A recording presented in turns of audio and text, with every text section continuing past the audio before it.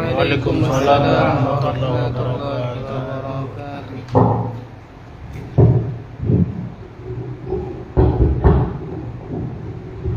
Bismillahirrahmanirrahim. Alhamdulillahirabbil alamin. Allahumma shalli wa sallim wa barik ala sayyidina Muhammadin wa ala alihi wa ashabihi ajma'in. Subhanaka la ilma lana illa ma 'allamtana innaka antal alimul hakim.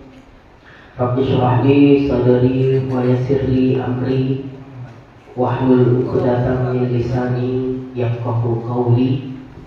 Allahumma arzuqna fahman nabiyyin wa hifdzal mursalin wa ilhamal malaikatil muqarrabin bi rahmatika ya arhamar rahimin wa la haula wa la quwwata illa billahil aliyyil azim.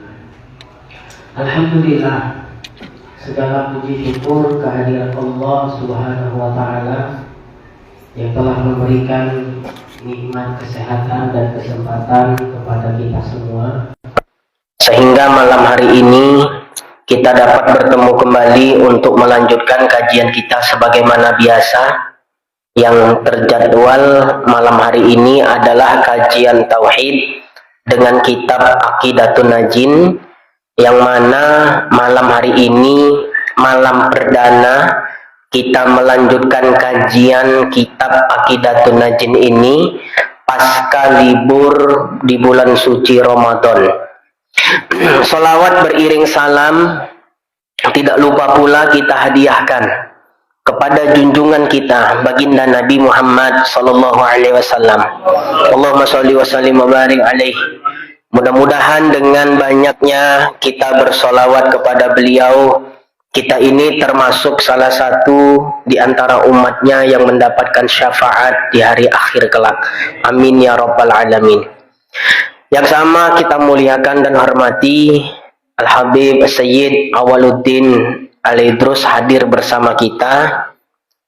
Mudahan dengan hadirnya beliau menambah keberkahan daripada pertemuan kita di malam hari ini. Yang saya muliakan dan hormati pula tuan-tuan guru, para ustadz, ustazah, muallim, muallimah, para jamaah, bapak, ibu, hadirin wal hadirat rahimakumullah. Pembahasan kita yang terakhir itu membahas sifat wahdaniyah. Yang terakhir kita membahas wahdaniyah fis sifat. Allah esa pada sifat. Sekarang masuklah kita kepada pembahasan yang ketiga dari wahdaniyah, yaitu wahdaniyah fil af'al. Allah esa pada perbuatan. Kalau di kitab ada di halaman ke-21, baris ke-13 dari bawah dan ketiga itu. Ya, kalau nggak salah baris ke-13 dari bawah dan ketiga.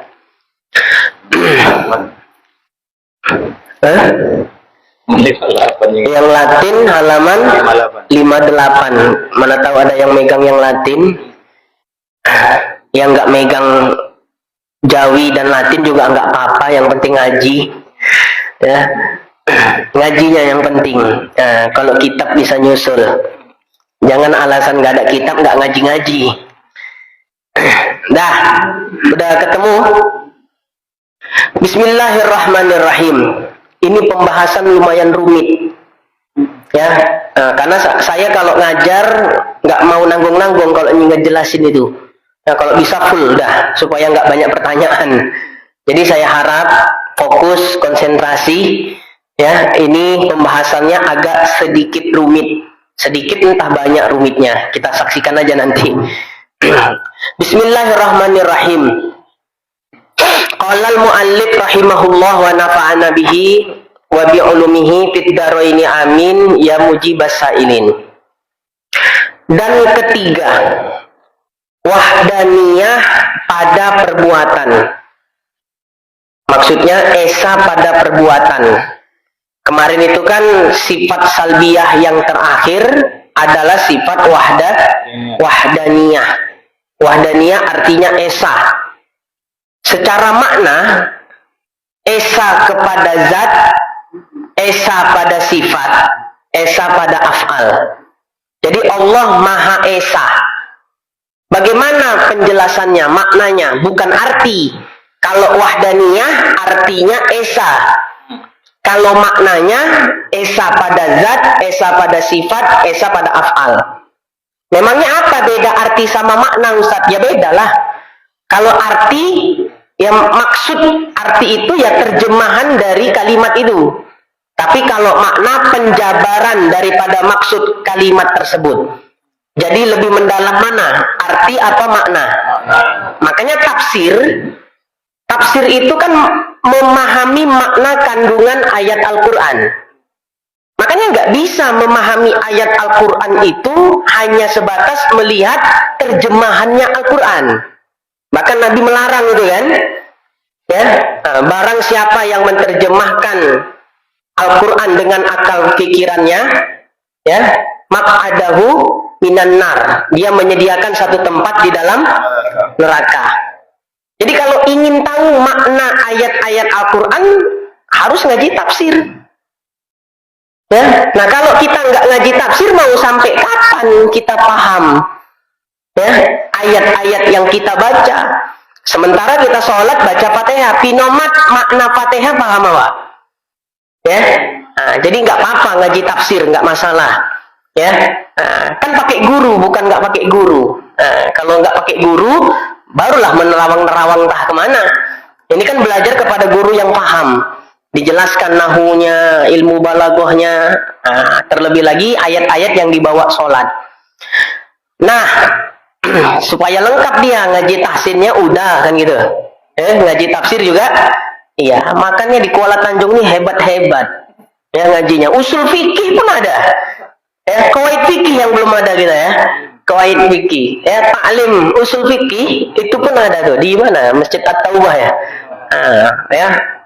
Malam apapun nggak ingat saya jadwal saya dah. Ya.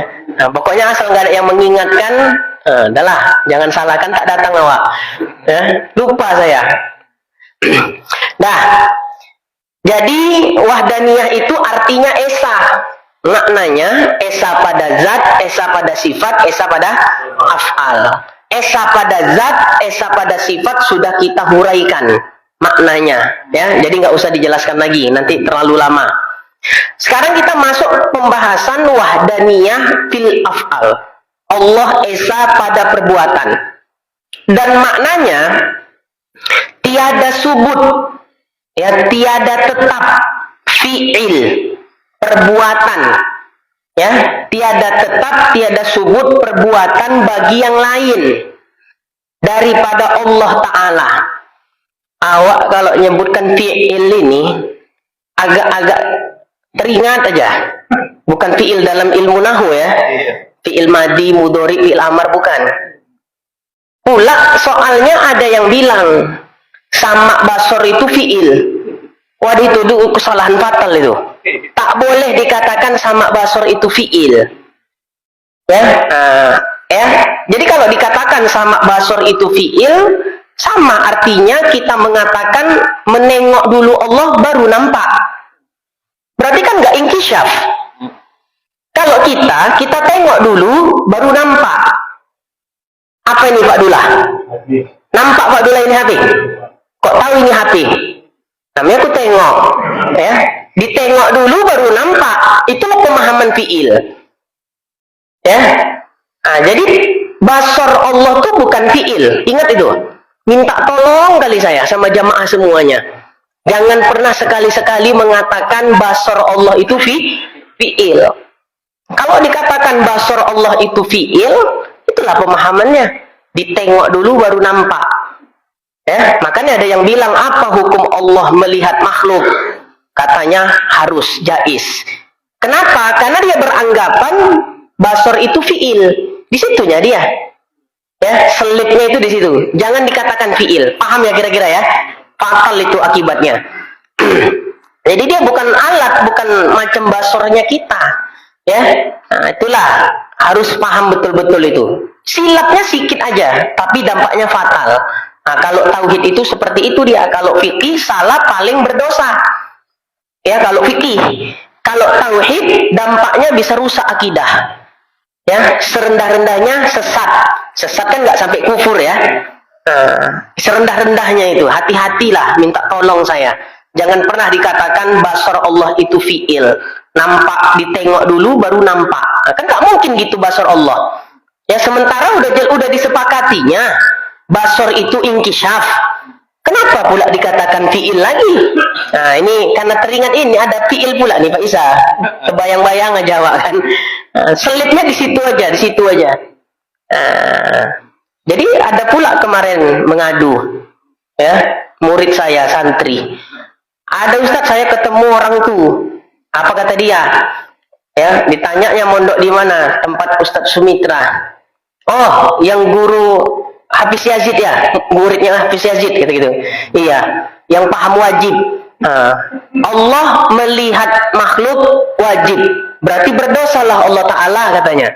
Nah ini berarti kan nggak paham dia, membedakan hukum akal dengan hukum syara. Makanya belajar usul fikih itu, ya, mana hukum taklifi, mana hukum syar'i. Hukum syar'i terbagi dua, hukum taklifi, hukum wada'i. Itulah dia. Nah, ya, saya minta tolong jangan pernah mengatakan sama basar Allah itu fi'il, ya, bukan fi'il. Nah, subut fi'il bagi yang lain daripada Allah Ta'ala. Dan tiada bersekutu yang lain daripada Allah bagi Allah pada perbuatan. Maka yaitu ibarat daripada nafi kam munfasil pada perbuatan. Nah ini kan baru ngaji pertama udah berat ini pembahasannya. Ya. Saya kemarin ngaji sama santri, saya tanya-tanya lagi tauhid. Banyak yang lupa orang itu. Saya bilang kebanyakan makan kue hari raya kalian ini. Iya, ditanya-tanya udah lupa. Baru 2 minggu libur lah, kurang lebih. Ya, 2 minggu libur. Udah banyak lupa. Minta tolonglah saya sama orang tuanya di sini. Kalau anaknya pulang, jangan terlalu bebas sekali dikasih handphone. Kita didik 2 tahun di pondok, 2 minggu libur main HP, yang 2 tahun dia belajar hilang. Ya, itulah. Ya, jadi agak tegas-tegas sedikit kita. Ya, jangan terlalu bebas-bebas sekali main handphone. Nah, jadi wahdaniyah fil af'al, judul pembahasannya itu. Wahdaniyah fil af'al. Allah esa pada perbuatan. Allah esa pada perbuatan. Allah esa pada af'al. Maksudnya gimana? Maksudnya bahwasanya seluruh af'al, seluruh perbuatan yang ada di alam semesta ini semuanya adalah af'al, adalah perbuatan Allah. Ya, saya ulang sekali lagi. Wahdaniyah fil af'al, artinya Allah esa pada perbuatan. Apa maknanya? Kalau tadi arti wahdaniyah fil af'al, artinya Allah esa pada perbuatan. Apa maknanya? Maknanya bahwasanya segala af'al, segala perbuatan yang ada di alam semesta ini adalah af'al atau perbuatan Allah. Nggak ada perbuatan selain perbuatan Allah. Semuanya af'al Allah. Ya, paham tuh ya? Semuanya perbuatan Allah. Biar kita jabarkan dulu. Ya, nah, ini kan masih mukaddimah. Kalau semua perbuatan Allah, cemana perbuatan maksiat itu? Kan gitu kan? Nanti kita jabarkan satu persatu. Jadi kata kunci yang pertama, wahdaniyah fil af'al, artinya Allah esa pada perbuatan. Maknanya bahwasanya segala perbuatan di alam semesta ini adalah af'al atau perbuatannya Allah. Tidak ada af'al, tidak ada perbuatan bagi selain Allah. Ya, tidak ada af'al, tidak ada perbuatan bagi selain Allah. Nah, ini disebut namanya kamun fasil fil af'al. Ya, ini dinamakan namanya kamun fasil fil af'al. bahwa ya wahdaniyah fil af'al menafikan, menolak kam munfasil fil af'al. Ya, apa maksud kam munfasil fil af'al itu? Yang dimaksud dengan kam munfasil fil af'al yaitu ada af'al, ada perbuatan bagi selain Allah. Jadi yang dinafikan itu, ya, apa yang dinafikan? Ada perbuatan bagi selain Allah. Yang jelas semua perbuatan di alam ini adalah perbuatan Allah. Semua af'al di alam ini af'alnya Allah. Tidak ada af'al selain af'alnya Allah. Ya, tidak ada af'al bagi selain Allah. Ini dinamakan kam munfasil fil af'al. Ya, jadi kam munfasil fil af'al itu definisinya kam munfasil fil af'al yaitu ada af'al bagi selain Allah, dan itulah yang dinafikan. Makanya sifat wahdaniyah ini menafikan kam yang 5, ya, kam yang 5. Jadi yang dinafikan oleh sifat wahdaniyah, yang dinafikan oleh wahdaniyah fil af'al, apa yang dinafikan tadi? Ada perbuatan, ada af'al bagi selain Allah, dinamakan dengan kam munfasil fil af'al. Jadi yang dinafikan, yang ditolak dengan wahdaniyah fil af'al, ada perbuatan bagi selain Allah. Kenapa? Karena semua perbuatan adalah perbuatan Allah. Ya, jadi yang dinafikan adalah kam munfasil fil af'al. Apa tadi definisinya? Ada af'al bagi selain Allah dari jalan menjadikan. Artinya nggak ada seorang pun dari hamba yang menciptakan perbuatannya sendiri. Ya, jadi bagi hamba itu apa? Ada nanti namanya kasbun, yaitu usaha. Nanti kita sampai kepada pembahasan itu. Baik. Jadi wahdaniyah fil af'al. Apa tadi yang dinafikan dengan wahdaniyah fil af'al? Kam munfasil fil af'al. Yang dinafikan adalah adanya af'al, adanya perbuatan bagi selain Allah. Ya, dari jalan menjadikan. Ya, kenapa dinafikan itu? Karena semua af'al, semua perbuatan di alam ini adalah perbuatan Allah. Itulah maksud wahdaniyah fil af'al. Yang dinafikan adalah kam munfasil fil af'al. Nah, pada wahdaniyah fil af'al, tadi kan wahdaniyah maknanya 3. Wahdaniyah esa pada zat, esa pada sifat, esa pada af'al. Esa pada zat dan esa pada sifat ada kam munfasilnya, ada kam muttasilnya. Esa pada zat, apa yang dinafikan oleh esa pada zat? Yang dinafikan adalah kam munfasil fizzat dan kam muttasil fizzat. Kemudian esa pada sifat, apa yang dinafikan dengan esa pada sifat? Kam muttasil fis sifat dan kam munfasil fis sifat. Allah esa pada af'al, Allah esa pada perbuatan. Apa yang dinafikan? Ya, yang dinafikan oleh wahdaniyah fil af'al adalah kam munfasil fil af'al. Tidak ada kam muttasilnya. Nah, ya, tidak ada kam muttasilnya. Yang ada hanya kam munfasil. Berbeda dengan esa pada zat, esa pada sifat. Kalau esa pada zat, esa pada sifat, ada kam muttasilnya, ada kam munfasilnya. Tapi kalau esa pada af'al, tidak ada kam muttasilnya. Yang ada hanya kam munfasil. Nah, kita sebagai orang yang berpikir bertanya, kenapalah tak ada kam muttasilnya? Ya, hanya ada kam munfasil. Sementara yang 2, esa pada zat, esa pada sifat, ada kam muttasil, ada kam munfasilnya. Ini kenapa nggak ada? Nah, paham kira-kira ya pertanyaan begitu? Kenapa wahdaniyah fil af'al itu tidak ada kam mutasilnya? Maka jawab, kalau seandainya wahdaniyah fil af'al ada kam mutasilnya, akan memberikan pengertian ada perbuatan Allah, ada perbuatan selain Allah. Ya, ada perbuatan atau memberikan pengertian perbuatan atau af'al Allah itu berbilang-bilang.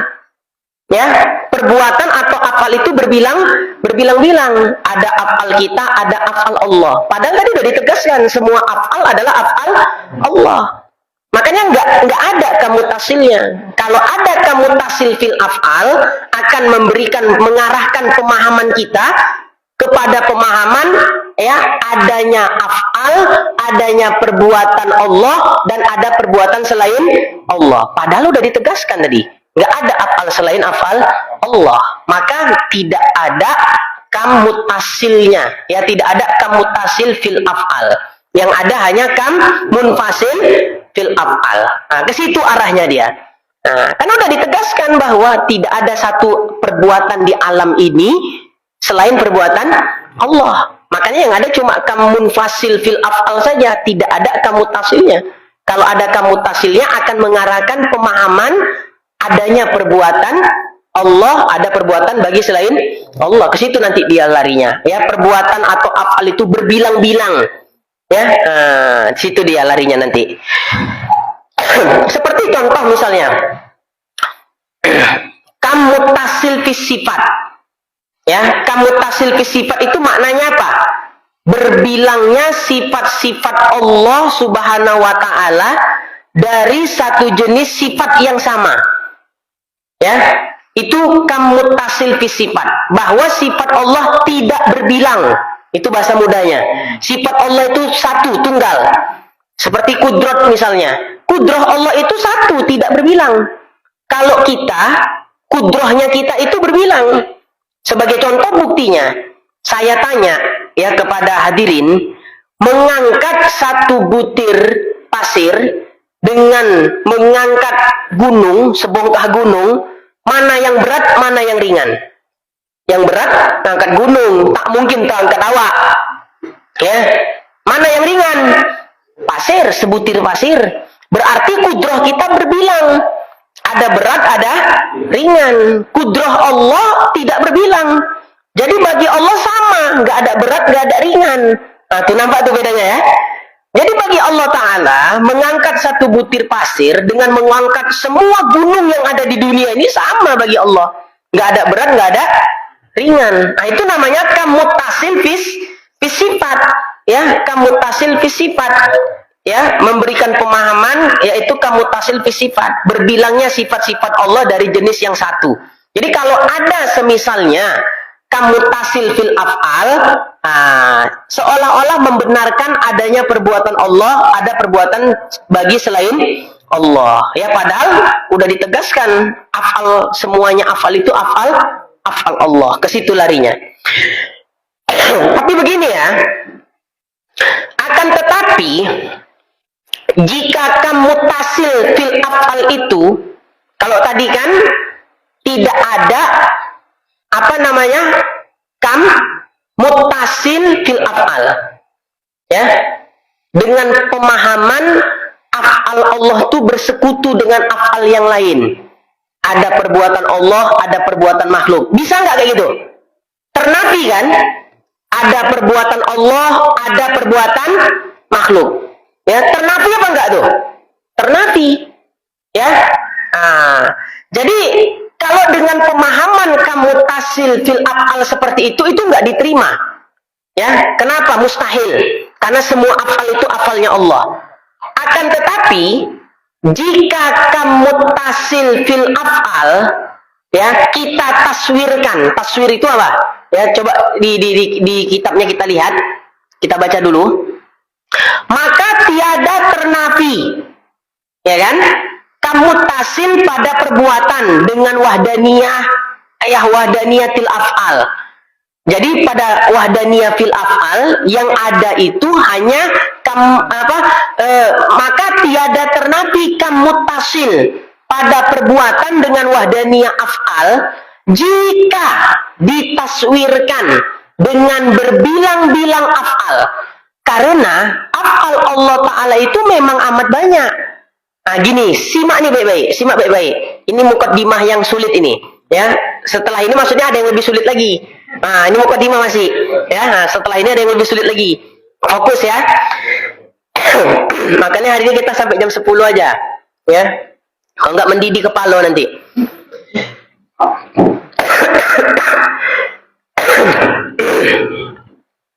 Nah.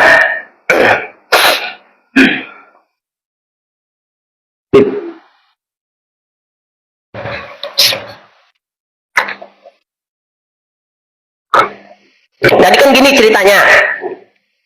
Kam muttasil fil af'al tadi ada apa tidak? Tak ada. Ya. Kenapa? Akan memberikan pemahaman bahwa af'al Allah nanti bersekutu dengan af'al selain Allah. Ada af'al Allah, ada af'al selain Allah. Padahal semua af'al Allah. Ya, itu yang ternafi. Tapi jika begini, simak nih ya. Akan tetapi jika kamu tasil fil af'al itu kita taswirkan, kita gambarkan ya dengan makna bahwa perbuatan Allah itu banyak, maka hal itu diperbolehkan. Ya. Kalau kamu tasil fil af'al kita taswirkan, kita gambarkan, kita maknai dengan makna perbuatan Allah itu banyak, maka hal itu masih bisa diterima oleh akal. Ya, kenapa? Karena dia adalah perkara yang tetap. Banyaknya af'al Allah tadi itu termasuk subut. Nah, itu lebih kitab tadi, ya. Subut fi'il bagi ya, subut, perkara yang tetap. Ya. Nah, karena dia adalah perkara yang tetap, yang tidak sah menafikannya. Karena memang af'al Allah itu af'al Allah itu memang banyak. Seperti apa? Menciptakan, memberi rezeki, ya kan? Apalagi menghidupkan, mematikan dan lain-lain. Itu af'al Allah apa tidak? Ya, dari jenisnya. Ya, tapi bukan berarti sifat itu banyak, itu enggak. Dari segi jenisnya yang banyak. Ya. Nah, kalau seperti itulah kita gambarkan kamutasil fil af'al, kita maknai bahwa af'al Allah itu banyak, itu masih bisa diterima oleh akal. Kenapa? Karena memang banyak perbuatan Allah Ta'ala itu, subut memang dia, tetap, ya tidak nafi, subut dia. Seperti apa tadi? Menciptakan sesuatu, memberi rezeki, menghidupkan, mematikan, dan lain-lain. Itu kan af'al Allah, dari jenis-jenis af'al Allah. Yang mana, ya, hal tersebut, banyaknya af'al Allah itu tidak boleh kita nafikan, ya. Nah, tidak boleh dinafikan karena memang af'al Allah itu banyak. Yang tidak boleh dan harus dinafikan adalah jika kita menggambarkan kamutasil fil af'al itu bahwa af'al Allah bersekutu dengan af'al selainnya, itu yang kita nafikan, ya. Jadi gini, supaya lebih mudah, sistematisnya gini. Tadi, wahdaniyah fil af'al, ada apa enggak kamutasilnya? Tak ada ya. Yang ada hanya kam munfasil. Kenapa tak ada kamutasilnya? Kalau diadakan kamutasilnya, akan mengarahkan pemahaman bahwa ada af'al Allah, ada af'al selain Allah. Jadi af'al Allah itu bersekutu dengan af'al selainnya. Sementara semua af'al itu adalah af'al Allah, kan gitu dia. Nah, jadi nggak ada kamutasilnya. Tapi kalau tetap mau kita paksakan, ya, makanya di kitab yang lain, kalau nggak salah waktu ngaji Sirajul Huda dulu, saya udah pernah jelaskan ini. Ada juga ulama yang berpendapat ada kamutasil fil af'al. Walaupun itu dhaif. Di mana kitab tauhid selalu kita jumpai yang ada hanya kamun fasil fil af'al, nggak ada kamutasil fil af'alnya. Tapi memang ada juga ulama yang mengatakan ada kamutasil fil af'alnya. Tapi bukan dengan makna, gitu ya. Bukan dengan makna af'al Allah bersekutu dengan af'al selainnya. Itu nggak ada. Ya, bukan makna kamu tasil fil af'al itu dengan makna itu. Tapi dimaknai kamu tasil fil af'al itu bahwa af'al Allah itu banyak. Ya, bukan af'al Allah bersekutu dengan af'al selainnya. Itu yang nggak boleh. Itu harus dan wajib dinafikan. Karena semua perbuatan adalah perbuatan Allah. Semua af'al adalah af'al Allah. Jadi kalau kita mau ngambil pendapat yang doif, ya, berarti kita menganggap adanya kamutasil fil af'al. Agak ganjil ya kan? Di mana-mana kitab yang ada kamunfasil fil af'al, gak ada kamutasil fil af'al. Tapi ada sebagian pendapat ulama yang mengatakan Allah tuh punya, ada pada wahdaniyah fil af'al itu ada kamutasilnya, sebagaimana wahdaniyah fis sifat, wahdaniyah fis zat, ada kamunfasilnya, ada kamutasilnya. Maka wahdaniyah fil af'al juga ada kamunfasil, juga ada kamutasil. Jangan cepat protes, ya. Apa maksud kamutasil di situ? Maksudnya bahwasanya af'al Allah itu banyak, ya, bukan dimaknai kamutasil fil af'al itu af'al Allah bersekutu dengan af'al selain Allah. Itu nggak bisa dinafikan itu, ya, wajib dinafikan. Kenapa? Semua af'al Allah, ya. Tapi udah pakai cara gampang aja daripada pening-pening. Pokoknya udah wahdaniyah fil af'al cuma ada munfasil, nggak usah ada kamutasilnya. Biar tak banyak cerita. Tapi kalau kita guru ya kita ceritakan juga lah. Jadi jangan gini nanti, jangan gini. Ketika nanti kita diskusi sama orang lain terkait ilmu kalam, kebetulan orang ini memilih pendapat adanya kamutasil. Jangan langsung kita kafir ente, ya. Nah ini karena belum pernah mendengar penjelasan itu, ya. Padahal ada kaul yang mengatakan adanya kamutasil fil af'al, tapi dengan makna af'al Allah itu banyak jenisnya. Bukan af'al Allah itu bersekutu dengan af'al bagi selain Allah Ta'ala. Itu yang dinafikan. Jadi jangan cepat-cepat dikafirkan nanti, ya. Kalau kita diskusi, ya, dengan orang-orang lain yang di luar Kuala Tanjung ini, dia mengatakan enggak bisa, ya. Saya mengatakan memilih ikut pendapat adanya kamutasil fil af'al. Oh, kafirlah kau. Jangan. Tanya dulu maksud kamutasil yang kalian pahami gimana? Bahwa af'al Allah itu, ya, banyak jenisnya, ya, seperti menciptakan. Oh, berarti kalian menafikan, ya, af'al Allah bersekutu dengan af'al selain Allah. Ya iyalah, kan bisa. Karena semua af'al itu kan af'al Allah. Cemana pula bisa dikatakan ada af'al Allah, ada af'al selain Allah. Enggak itu maksud wahdaniyah kamutasil fil af'al yang kami maksud. Nah, itu enggak jadi masalah, ya. Itulah pentingnya kita mengaji, supaya wawasan yang kita peroleh semakin terus bertambah, ya. Nah, itulah dia. Perlu kita belajar dengan orang-orang yang dari luar, karena pasti bawa ilmu yang baru. Mungkin selama ini dari dulu kita ngaji tauhid, yang namanya kamutasil fil af'al itu mesti nggak ada, kan gitu.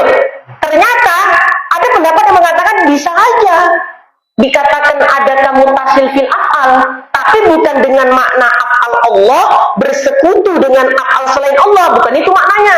Kalau ini udah ternafi dia, wajib dinafikan. Tapi dengan makna af'al Allah itu banyak jenisnya. Dan itu subut nggak tuh? Subut apa enggak? Tetap apa enggak tuh? Subut, tetap ada itu bagi Allah Subhanahu wa Ta'ala.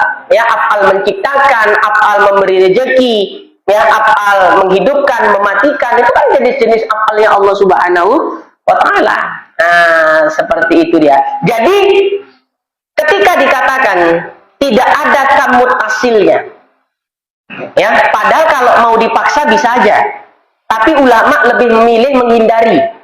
Kenapa? Takut nanti disalahpahami oleh orang-orang awam. Maka lebih memilih tidak dimasukkan kamutasilnya. Padahal kalau dipaksa bisa apa enggak? Bisa.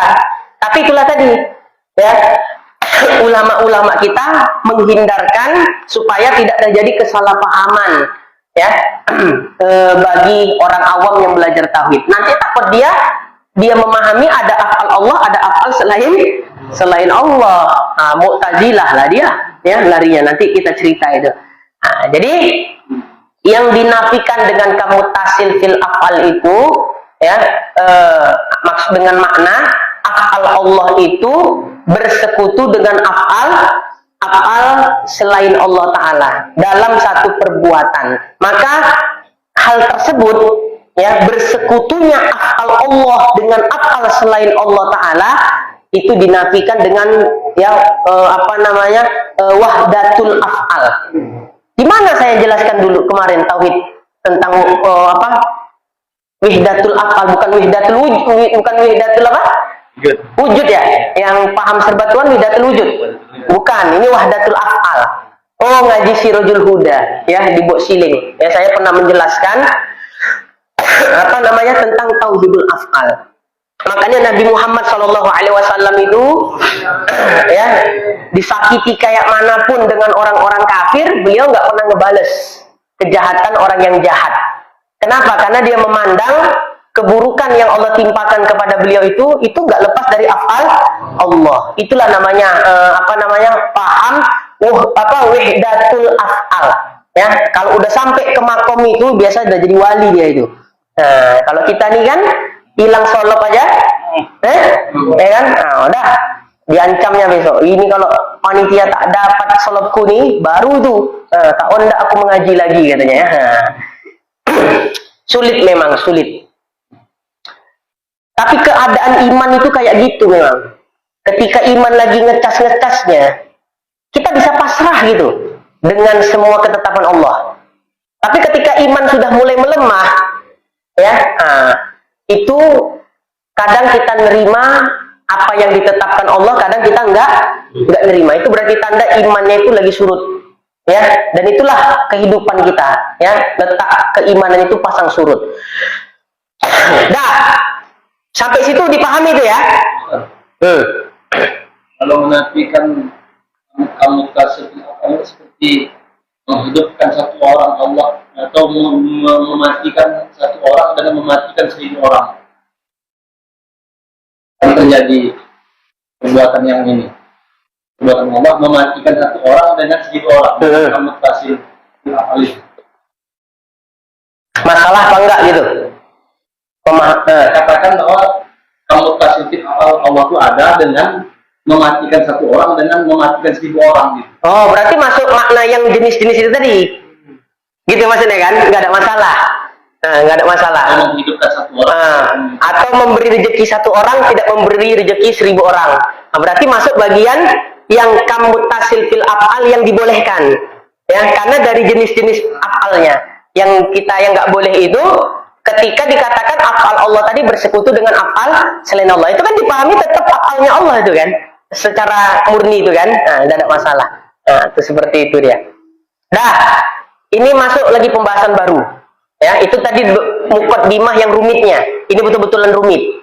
Nah, berbicara tentang wahdaniyah fil af'al, maka nggak akan lepas dari pembahasan tentang af'alul ibad. Pernah dengar istilah af'alul ibad? Af'alul ibad itu artinya perbuatan hamba. Ya, ketika membahas wahdaniyah fil af'al tidak lepas dari pembahasan af'alul ibad, ya, af'alul ibad, ya, perbuatan hamba. Sebelum kita masuk lebih jauh tentang af'alul ibad, pertama harus kita pahami, ya, af'al di alam ini cuma terbagi dua saja. Af'al, perbuatan di alam semesta ini hanya dua saja dari sisi jenis, ya. Yang pertama namanya af'al ittirori, ya, ittirori, huruf dot, ya. Apa itu af'al ittirori?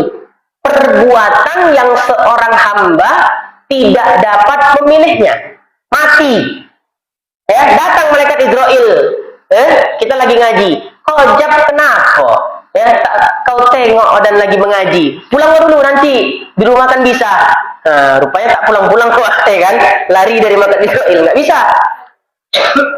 Nah, itu termasuk af'al ittirori, perbuatan yang seorang hamba tidak bisa memilih, ya. Tidak ada pilihan padanya. Itu namanya af'al ittirori. Ya. Kemudian yang kedua, ada namanya af'al ikhtiyari. Ya, kalau tadi ittiroriyah, ini ikhtiyariyah, ya, ikhtiyari dengan ittirori. Nah, kalau af'al ittirori, yaitu perbuatan tadi adalah perbuatan yang hamba nggak bisa memilihnya, nggak ada pilihan bagi hamba pada af'al ittirori. Tapi kalau af'al ikhtiyari adalah perbuatan yang seorang hamba itu bisa memilihnya, melakukan atau meninggalkan. Contoh, ada air minum di muka saya nih, ya. Minum itu termasuk af'al tidak? Perbuatan tidak? Perbuatan. Tapi saya bisa bebas memilih apakah saya hendak meminumnya atau tidak.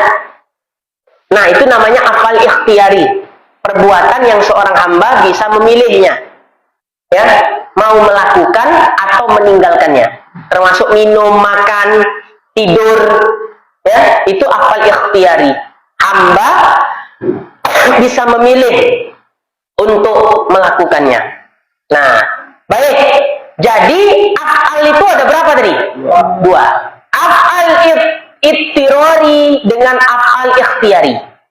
Keduanya itu diciptakan oleh Allah.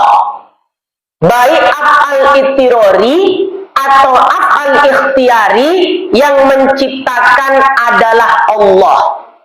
Jelas ya?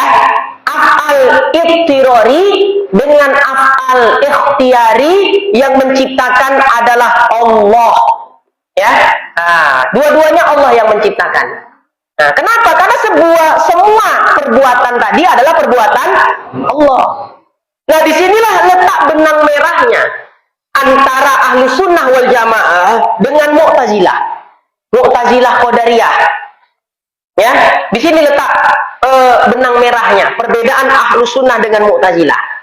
Kalau ahlu sunnah wal jamaah, mereka memahami, mengiktikadkan bahwa af'al semuanya af'al Allah, baik itu yang ittirori ataupun ikhtiyari, yang menciptakan adalah Allah. Tapi mu'tazilah qadariyah mengatakan af'al ittirori yang menciptakan Allah, af'al ikhtiyari yang menciptakan adalah hamba dengan kudrat yang Allah berikan kepada hamba itu. Dan nampak bedanya kan? Ya, ini hati-hati nih, paham ini. Ya, saya ulang sekali lagi. Af'al tadi ada berapa? Dua. Af'al ittirori dengan af'al ikhtiyari. Udah paham bedanya? Sudah ya? Ahlu sunnah wal jamaah berpendapat dua-duanya Allah yang menciptakan. Ya, baik af'al ittirori atau af'al ikhtiyari, yang menciptakan Allah dua-duanya. Ya, kenapa? Karena nggak ada af'al bagi selain Allah. Semua af'al adalah bagi Allah Subhanahu wa ta'ala. Nah, itu yang harus kita pedomani. Ini Ahlussunnah wal Jamaah. Tapi kalau Mu'tazilah, mereka menganggap bahwa af'al ittirori yang menciptakan Allah, af'al ikhtiyari yang menciptakan adalah hamba dengan kudrat yang Allah beri kepada hamba itu. Dan nampak benang merahnya kan? Nah, ini makanya pembahasan ini nggak lepas dari af'alul ibad, ya, pembahasan tentang perbuatan hamba. Jadi perbedaan yang mencolok antara Ahlussunnah wal Jamaah dengan Mu'tazilah letaknya di sini, di permasalahan af'alul ibad. Memangnya Ustadz zaman sekarang masih ada nggak orang yang berpaham seperti Mu'tazilah tadi? Ada. Ya, Hizbut Tahrir. Ya, dulu namanya Hizbut Tahrir, dibubarkan sama pemerintah, sekarang berubah jadi Islam Kafah, ya. Komunitas Islam Kafah. Ya, kalau ada masuk berarti itulah ya Mu'tazilah yang berubah nama. Sama dulu namanya Wahabi. Karena dakwahnya nggak diterima, banyak ditentang, dirubahlah Wahabi menjadi Salafi. Padahal produknya sama, iktikadnya sama Hizbut Tahrir. Di mana-mana seluruh dunia ditentang. Termasuk di Indonesia baru dibubarkan. Ya, nah, berubah nama jadi Komunitas Islam Kafah. Tapi produknya ya itu juga. Ya, nah, saya nggak fitnah. Saya punya kitab karangan pendiri dari Hizbut Tahrir, Syekh Taqiyuddin An-Nabhani. Silakan datang ke rumah. Ya, nah, saya punya kitabnya. Di situ beliau menegaskan, membedakan antara af'al ittirori dengan ikhtiyari. Di kitab itu beliau mengatakan af'al ittirori itu bagi Allah, af'al ikhtiyari bagi hamba. Kan udah Mu'tazilah atau enggak? Ya? Biasa kalau paham menyimpang tuh ceweknya cantik-cantik. Nah, supaya banyak yang itulah strateginya itu, merekrut. Yang didoktrin itu perempuan-perempuan dulu.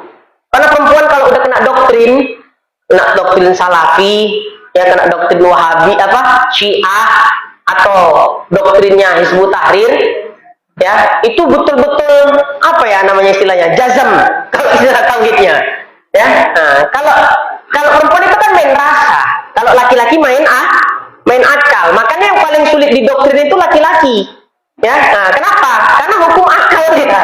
Kalau perempuan itu gampang aja mendoktrinnya, asal bawa embel-embel Islam, ya, Islam harus bersatu, khilafah, Allahu Akbar, nah, kan itu kan? Nah, udahlah terikut udah, ya, nah, itu dia. Hati-hati ya, hati-hati, ya, pahamnya Mu'tazilah. Ustadz itu fitnah. Ente kapan masuknya? Gabungnya ke situ? Baru 3 bulan. Nah, kalau baru 3 bulan belum sampai ke situ. Ya, nah saya nggak fitnah, saya kitab pendirinya saya punya.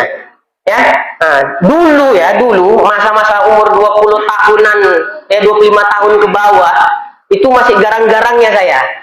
Kitab Salafi Wahabi aja, ya, saya punya lebih dari 600 judul pada waktu itu. Saya udah saya kasih sama orang. Karena saya pada waktu itu memang melakukan sebuah penelitian, membongkar penyimpangan Wahabi. Makanya saya butuh kitab-kitab mereka.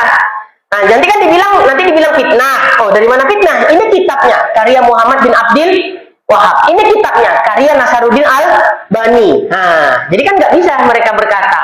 Nah, kadang lucunya antara sesama salafi itu saling tuduh-mentuduh. Ya, seperti misalnya saya ketemu di salah satu fatwanya Nasaruddin Al-Bani, cium tangan orang tua itu nggak boleh, haram, karena tidak boleh menghormati, mengagungkan selain Allah. Begitu saya baca fatwa Darul Ifta Saudi, di antaranya situ yang berfatwa Syekh bin Bas, ya, Syekh Ibnu Utsaimin. Apa kata Syekh Utsaimin? Kalau ada orang yang mengatakan mencium tangan orang tua nggak ada dalilnya, orang bodoh itu. Nah, bahkan sama-sama merekanya nih, kan itu kan. Nah, jadi lagakan aja kitab mereka dengan kitab mereka, nggak usah lagakan sama kita. Itu dulu itu. Kalau sekarang jumpa orang kayak gitu saya senyum-senyum aja. Ya udahlah, udah capek tegang urat saraf. Udah, baik. Jadi letak benang merahnya tadi antara Ahlus Sunnah dengan Mu'tazilah pada pembahasan af'alul ibad, khusus pada pembahasan af'al ikhtiyari. Jadi itu yang perlu untuk kita pahami. Nah, jadi af'al ittirori Allah yang menciptakan. Af'al ikhtiyari siapa yang menciptakan? Allah juga. Nah, kalau dua-duanya bagi Allah Ta'ala, af'al ittirori dengan af'al ikhtiyari dua-duanya bagi Allah, bagi kita apa? Bagi kita kasbun. Yang ada pada hamba adalah usaha. Bukan hamba menciptakan perbuatannya, bukan. Ya, perbuatannya Allah yang menciptakan. Tapi kasbun, usaha itu dari hamba. Maka yang dinilai pahala, yang dinilai dosa itu adalah kasbunnya itu tadi. Ya, usahanya seorang hamba.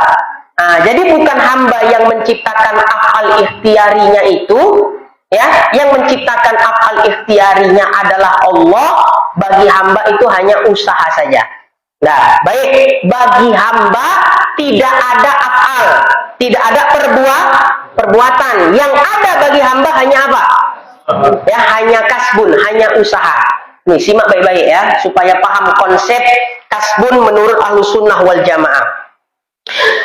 Bagi hamba itu tadi hanya usaha, semata-mata usaha saja, ya, yang mana kasbun itu kosong dari taksir, dari memberi bekas.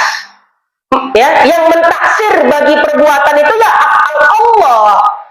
Ya, pokoknya udah jelas tadi kita katakan, af'al ittirori, af'al ikhtiyari, siapa yang menciptakan? Allah. Bagi hamba cuma kasbun. Kasbun usaha yang tidak memberi bekas. Nah, kemana memahami kasbun itu tadi? Ya, kalau di dalam Fathul Majid dikatakan ayil kasbul mujarradu ayil khali ani ta'siri bil istiqlali, ya, semata-mata usaha yang kosong dari memberi taksir. Jadi garis bawahi, af'al ikhtiyari maupun ittirori yang menciptakan adalah Allah. Bagi kita hamba hanya ada kasbun. Yang mana kasbun usaha itu, ya, kasbun itu tidak memberi bekas, ya, nah, tidak memberi taksir. Nah, wa makna kasbu indal asy'ari, ya, adapun makna kasbun, makna usaha menurut, ya, Asy'ari, muqaranatul qudrati. Nah, siap-siap, ini baru betul-betul pening, ya. Muqaranatul qudratil hadisati lil af'alil ikhtiyariyati al maksubati khaliyatan anit taksir. Itu definisi apa tadi? Kasbun menurut Imam Asy'ari. Ya, menurut Asy'ari, muqaranatul qudrati al hadisati. Yang dimaksud dengan kasbun atau usaha menurut Imam Asy'ari serentak bersamaan kudroh hadisah. Ya, kudroh hadisah serentak dengan af'al yang ikhtiyari tersebut. Ya, serentak bersamaan kudroh hadisah, kudroh yang baharu bagi af'al yang ikhtiyari. Nah, kita nggak membahas af'al ittirori ya, karena udah jelas af'al ittirori itu nggak ada pilihan. Yang kita bahas dalam perkara af'alul ibad tentang af'al ikhtiyari. Karena pada pembahasan af'al ikhtiyari inilah yang banyak terjadi polemik. Khususnya polemik antara Ahlussunnah wal Jamaah Sunni dengan Mu'tazilah tentang konsep af'al ikhtiyari. Nah, di sini dia letak, ya, apa tadi, perbedaan-perbedaan pendapat, polemik yang terjadi antara firqah-firqah. Itu nanti ada terjadi beberapa firqah itu terbagi. Firqah Ahlussunnah, firqah Qadariyah, firqah Jabariyah, kemudian filosof, ya, ahli filsafat, ya. Nanti itu akan terbagi kepada beberapa firqah. 5 atau 4. Mudah-mudahan cukup waktu kita untuk menjelaskan itu. Kalau enggak, ya nantilah tunggu bulan depan. Nah, gini. Kita tadi sepakat. Af'al ikhtiyari siapa yang menciptakan? Allah. Yang ada bagi kita apa? Kasbun, usaha saja. Semata-mata usaha, yang usaha itu, ya, al-khali anit taksir, kosong dari memberi bekas. Berbeda dengan pendapat Mu'tazilah. Af'al ikhtiyari yang menciptakan adalah hamba. Qadariyah, ya, Mu'tazilah Qadariyah yang menciptakan hamba dengan kudroh yang Allah beri kepada hamba tadi. Apakah Mu'tazilah dengan pendapat ini kufur apa enggak? Tidak. Tidak kufur. Bagus. Ya, kenapa? Karena masih menganggap adanya kudrat Allah di situ. Tapi kalau mutlak murni, mereka mengatakan yang menciptakan af'al ikhtiyari adalah kita sendiri tanpa kudrah yang Allah berikan kepada hamba tadi, kufur. Ya, kufur. Nah, kalau mereka tidak mengatakan demikian. Jadi walaupun kita nggak senang dengan Mu'tazilah, tapi jangan sembarangan mengkafir-kafirkan. Ingat itu, ya. Mereka tidak kufur dalam perkara af'al ikhtiyari. Kenapa Mu'tazilah Qadariyah tidak sampai kufur? Karena mereka masih menganggap adanya kudrah Allah yang berlaku pada hamba tadi. Bukan hilang kudrah Allah, yang ada kudrah hamba. Itu kufur. Ya, tadi kan apa kata Mu'tazilah Qadariyah? af'al ikhtiyari yang menciptakan adalah kita dengan kudrat yang Allah berikan kepada kita. Berarti kan tidak menghilangkan kudratnya Allah. Paham ya? Makanya ulama menganggap qadariyah dalam perkara ini tidak sampai kufur. Kecuali mereka betul-betul menafikan kudrah Allah. Yang ada kudrahnya kita. Taksir, memberi taksirnya itu kudrahnya kita. Nah itu barulah kufur. Itu qadariyah. Jabariyah, Mu'tazilah Jabariyah sama pendapatnya kayak kita. Tapi kok sesat Jabariyah? Kalau kita kan gini, af'al ittirori, af'al ikhtiyari yang menciptakan adalah Allah. Bagi kita apa? Kasbun. Ada bagi kita usaha. Kalau Jabariyah, af'al ittirori dengan ikhtiyari yang menciptakan adalah Allah. Sama nggak dengan kita? Sama. Tapi apa bagi hamba? Nggak ada apapun bagi hamba. Nah, kalau kita, bagi kita apa? Adanya usaha. Nah, itu kalau pakai papan tulis lebih enak dia. Qadariyah itu ya menganggap af'al ikhtiyari wujud dari diri hamba.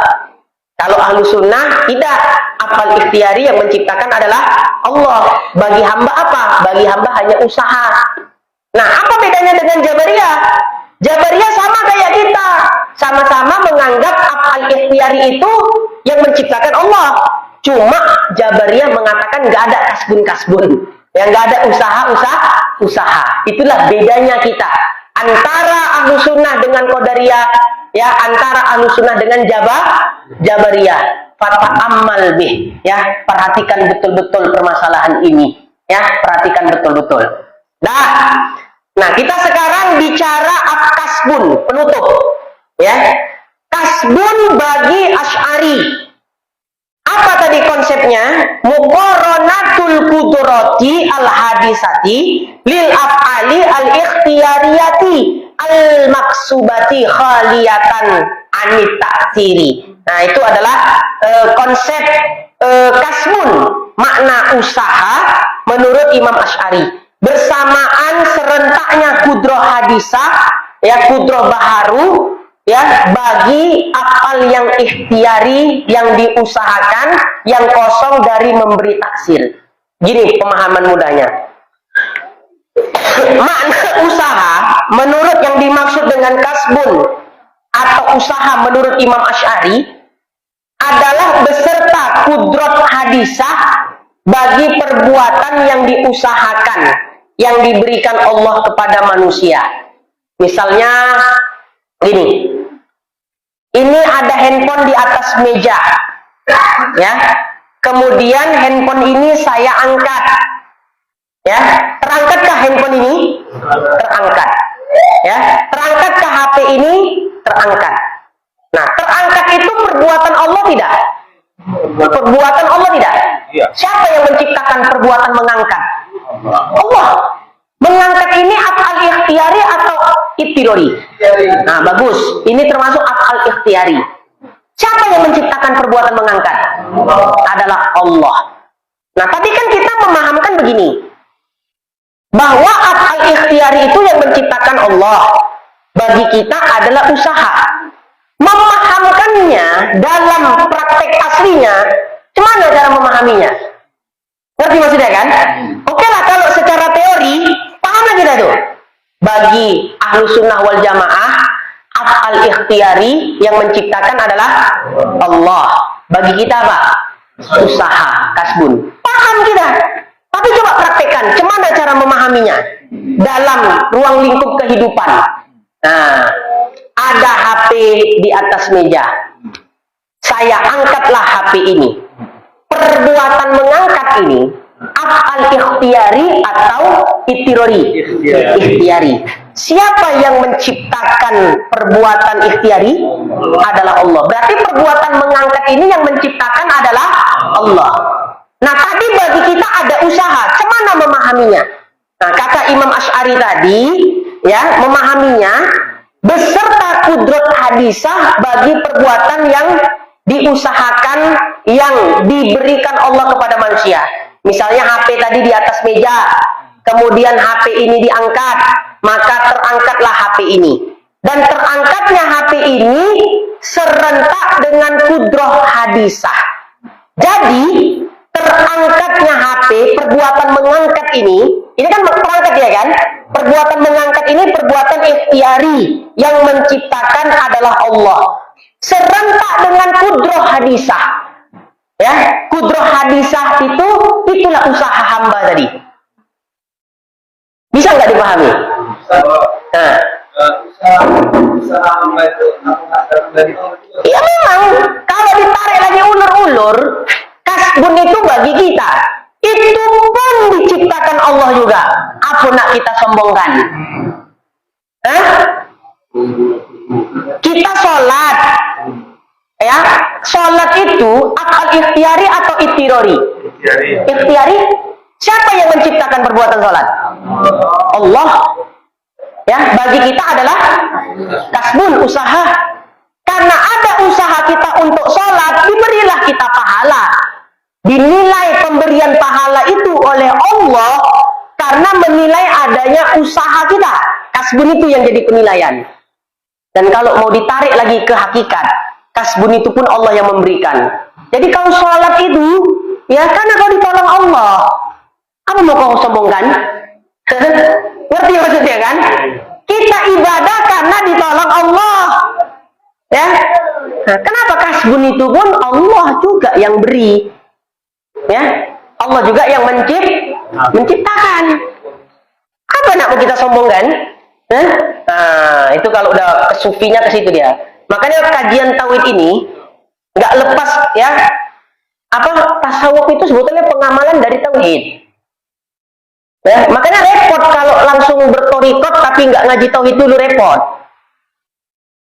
Kalau mursyid yang benar itu nggak akan ngasih izin orang baiat torikotnya kalau dia belum duduk tauhid dan fikih. Maaf ya, kalau nggak setuju dengan statement saya, cari kitabmu. Saya punya kitab saya. Kitab saya pertama Tanwirul Qulub, karya Asy-Syaikh Muhammad Amin Al-Qurdi An-Naqsabandi Asy-Syafi'i Al-Misri. Ya, menerangkan sebagaimana yang saya terangkan. Kemudian di dalam kitab Risalah ada Sulukil Murid, karya Al-Imam Al-Habib Abdullah bin Muhammad Al-Haddad Al-Hadrami Asy-Syafi'i radhiyallahu anhu. 2 kitab aja cukup ya. Nah, makanya saya bilang cari kitabmu. Kitab saya udah ada. Makanya repot kalau bertorikot dulu tapi tidak duduk tauhid dan fikihnya. Kenapa? Karena tasawuf itulah pengamalan dari inti cari tauhid. Apalagi kalau nanti setelah kita ngaji tauhid, nyambungnya ke kitab tasawuf namanya kitab namanya Iskotut Tadbir, karya Imam Ibnu Athaillah As-Sakandari. Ada kitab Arab Melayunya namanya Tanwirul Qulub. Punya kitab Tanwirul Qulub Melayu? Iya. Ada. Ya, itu merupakan terjemahan dari kitab Iskotut Tadbir Imam Ibnu Athaillah As-Sakandari. Hah? Iya, udah ngaji kitab itu, kita ngerasa kita nggak ada apa-apanya.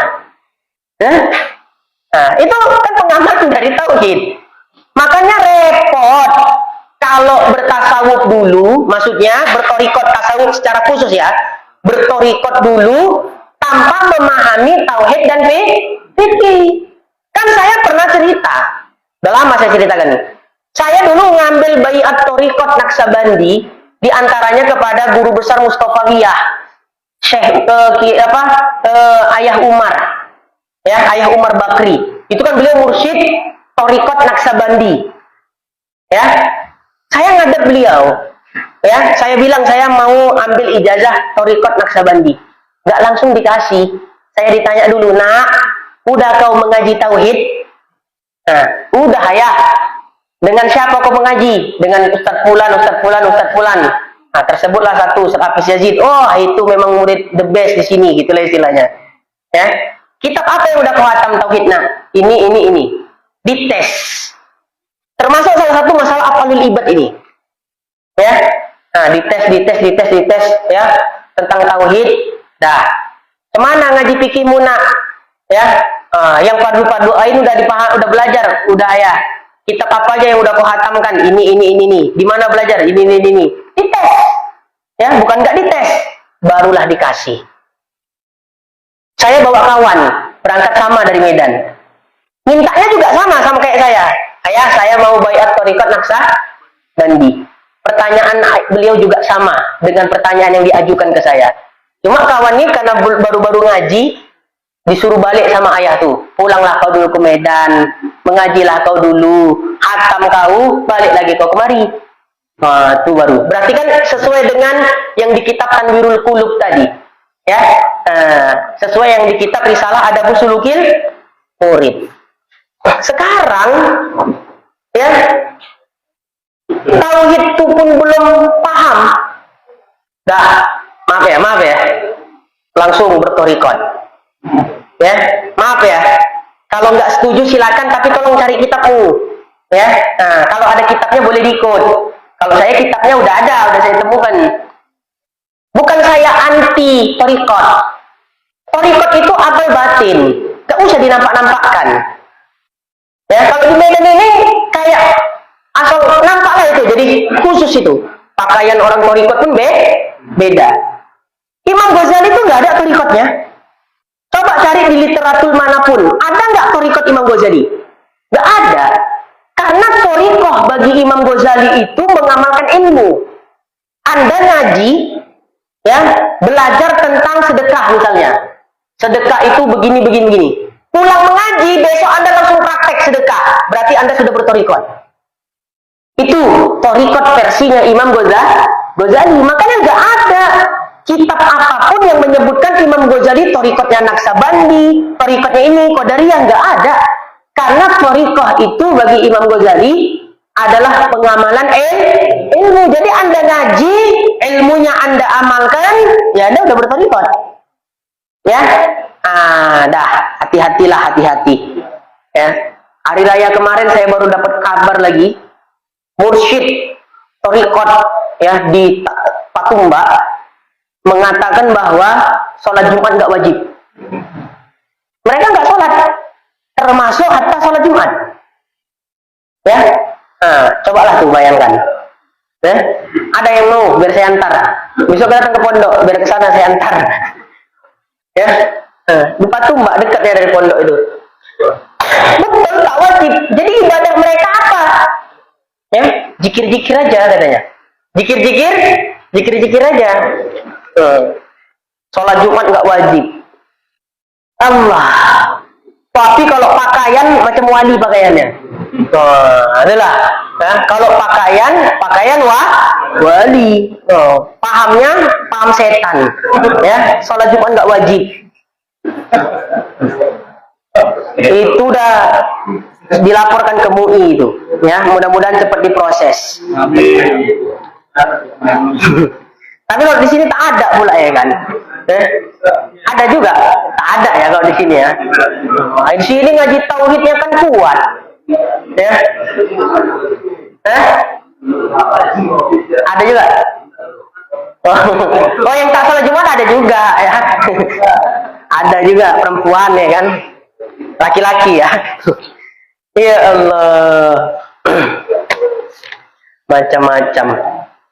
Dah, jadi pemahamannya tadi, HP di atas meja. HP ini saya angkat.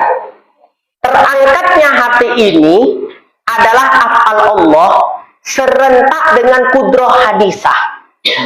Kenapa dinamakan kudroh hadisah? Kudroh hadisah itulah usaha tadi. Berbarengan dia. Ya, kudroh hadisah. Atau yang lebih mudah tuh gini, konsep yang kedua, beda dengan konsep Imam Asy'ari. Dikatakan wa abbara ba'duhum an zalik biqaulihi huwal iradatul hadisah. Kalau tadi kudroh hadisah, ini iradatul hadisah. Konsep yang lain dengan Imam Asy'ari. Kalau Imam Asy'ari tadi kan gini, muqaranatul kudrati al hadisati. Kalau ini muqaranatu al iradati al hadisati. Kehendak, ya, dengan kehendak. Contohnya gini, kalau bahasa mudahnya, mengangkat ini HP di atas meja. Saya angkatlah HP ini. Ya, terangkatnya HP ini perbuatan Allah Subhanahu wa Ta'ala serentak dengan iradah hadisah. keinginan yang baharu, keinginan hamba. Ya, nah, jadi mengangkat ini perbuatan Allah. Kan nggak mungkin terangkat HP ini kalau nggak ada keinginan saya untuk mengangkat. Jadi terangkatnya HP ini perbuatan Allah serentak dengan keinginan saya mengangkat HP. Itulah iradah hadisah. Keinginan itulah yang disebut dengan kasbun. Ya. Atau begini, saya duduk, kemudian saya berdiri. Nah, berdiri ini af'al Allah, perbuatan Allah, serentak dengan iradatul hadisah, kehendak yang baharu, kasbun. Ya, saya ulang sekali lagi, tadi saya duduk, sekarang saya berdiri. Berdiri ini adalah perbuatan Allah. Allah yang menciptakan perbuatan berdiri ini. Bersamaan dengan keinginan saya untuk berdiri. Nggak mungkin saya berdiri kalau tak ada keinginan saya berdiri. Nah, jadi serentak dia. Perbuatan Allah berdiri, perbuatan Allah serentak dengan keinginan saya untuk berdiri. Keinginan itulah yang disebut dengan kasbun. Mana yang lebih mudah memahaminya? Yang pertama apa kedua? Yang pertama ya, kalau saya lebih enak yang kedua. Ya. Yang kosong juga dari taksis. Yang kosong dari taksis. Ya, taksir dan taksis. Taksis itu sebetulnya taksir juga. Ya. Nah, ini air di atas meja. Ya. Nah, saya minumlah air ini. Bismillah. Siapa yang menciptakan perbuatan minum? Allah. Ya, air minum di atas meja, saya ambil kemudian saya minum. Nah, itu perbuatan Allah. Serentak dengan keinginan saya. Tak mungkin saya ambil tadi saya minum kalau saya memang tak ingin. Nah, keinginan meminum itulah kasbun bagi hamba. Ya, sholat siapa yang menciptakan? Perbuatan sholat Allah. Keinginan untuk sholat itulah kasbun tadi. Kan lebih mudah itu kan? Jadi yang diberi pahala dosa itu apa? Kasbunnya itu tadi. Maaf ya, zina. Ya, siapa yang menciptakan zina? Allah. Ya. Kemudian berzina. Ada orang berzina. Nggak mungkin dia berzina kalau nggak ada keinginan berzina. Keinginan itulah kasbun. Itulah yang dihitung sebagai dosa. Ya, makanya kalau ada yang bilang gini, kan berarti penutup ini dari tadi penutup tak juga ditutup. Ya, ini betul-betul terakhir nih. Letih juga. Dah, saya udah tutup kitab betul nih. Nah, berarti betul penutup nih. Ya, terakhir. Perbuatan baik, perbuatan buruk, Allah yang menciptakan. Jelas ya? Cuma ini boleh dicakapkan di makom taklim aja ya. Jangan esok pulang ke warung kopi, tahu kok katanya. Apa? Rupanya perbuatan buruk itu Allah juga yang menciptakan. Nah, terakhir orang buat maksiat aja semua. Orang Allah yang menciptakan kan gitu kan. Jangan dibahas kecuali di majelis taklim. Paham tuh ya? Nah, tambih itu peringatan. Perbuatan baik, perbuatan buruk itu Allah yang menciptakan. Sholat Allah yang menciptakan. Zina Allah yang menciptakan. Ya, Allah yang menciptakan. Kalaulah memang Allah yang menciptakan perbuatan buruk seperti zina, kenapa kalau ada orang berzina dimasukkan Allah ke dalam neraka? Kan tadi sudah dijelaskan, yang jadi perhitungan adalah kasbunnya, keinginan hamba itu tadi. Nggak mungkin dia berbuat kalau tak ada keinginan. Logika sederhananya, sering saya contohkan, perusahaan mobil menciptakan mobil. Kemudian mobil yang udah diciptakan, yang dibuat oleh pabrik mobil tadi, kita belilah mobilnya. Nah, ketika mobil sudah kita beli, kita kendarailah mobil itu di jalan raya. Jalan raya ada nggak peraturan lalu lintasnya? Ada ya. Paling sederhananya lampu merah berhenti, lampu hijau jalan, kuning hati-hati. Udah jelas ini lampu merah, kendaraan pun lalu lintas padat. Datang kamu langgar aja itu, ya, peraturan lalu lintas, lampu merah kamu langgar, akhirnya menyebabkan kecelakaan, kau tabrak orang mati, ya, nah, mati orang tadi. Pertanyaannya, ditangkap polisi lah dia. Pertanyaannya, Yang di penjara itu yang bawa mobil apa yang menciptakan mobil? Yang bawa mobil, bukan yang menciptakan mobil. Udah, tamsilnya dapat nggak ke situ? Ya, yang menciptakan perbuatan zina, mencuri Allah, yang berbuat kan kau, ya. Allah pula kau tuntut. Kalau ya Allah masuk neraka katanya, yang enak kau, ya. Makanya otak itu diasah betul-betul, ya. Jangan begini dikatakan. Apa? Ada kampak, ya, kampaknya tajam, ya, kampaknya tajam, tapi digunakan untuk mencukur kumis, ya, mencukur janggut. Dah, kata dia, tumpul kali kampak ini. Yang kedua, ada pisau silet, ya, pisau silet tajam betul, tapi untuk menebangkan kelapa. Ya, apa dia bilang? Tumpul kali pisau silet ini. Nah, kalau kata almarhum, ya, bukan kampak dan pisau itu yang tumpul, tak tahu yang tumpul, kata almarhum. Kenapa tidak menempatkan yang sebenarnya pada tempatnya? Kampak itu ta'aluk kepada batang kelapa, ya, pisau silet ta'aluk dia kepada janggut, kumis. Nah, ini tidak meletakkan kepada yang tidak yang bukan tempatnya. Nah, jadi seperti itulah dia. Ngaji tauhid itu kayak begitu. Baik. Jadi jangan dibilang kenapa bukan Allah, kata Mu'tazilah. Kalau Allah yang menciptakan perbuatan buruk, perbuatan baik, ya, maunya bukan hamba yang dimasukkan ke dalam neraka, katanya. Allah yang menciptakan kok. Jawaban kita tadi udah jelas. Yang enak kan kau yang masuk neraka, ya. Seperti pabrik mobil tadi, dia menciptakan sebuah mobil. Mobil itu kita pakai, nabrak lalu lintas. Kita hidup ini kan ada hukum syariat kan. Kalau hukum syariat kita langgar, berarti berdosa. Yang masuk neraka ya kita yang nanggung. Nah, kalau ditanya pertimbangan Allah beri pahala dengan dosa dari mana? Dari kasbun. Itu jadi pertimbangan. Nanti bulan depan akan kita rincikan kembali tentang perbedaan pendapat, ya, terkait af'alul ibad. Yang kita sampaikan ini baru satu versi, versinya Ahlus Sunnah wal Jamaah. Nanti akan kita jelaskan versinya Qadariyah, versinya Jabariyah, ya, versinya Falasifah, ya, dan versinya Ahlul Bid'ah. Nanti akan kita jelaskan pada bulan yang akan datang. Mudah-mudahan masih panjang umur kita, ya. Amin ya Rabbal Alamin, ya. Dengan demikian cukuplah sampai di sini pembahasan tauhid kitab Aqidatun Najin. Walaupun ini permulaan, tapi sudah lumayan poning-poning gitu kepala, ya. Itu aja, saya kembalikan kepada moderator.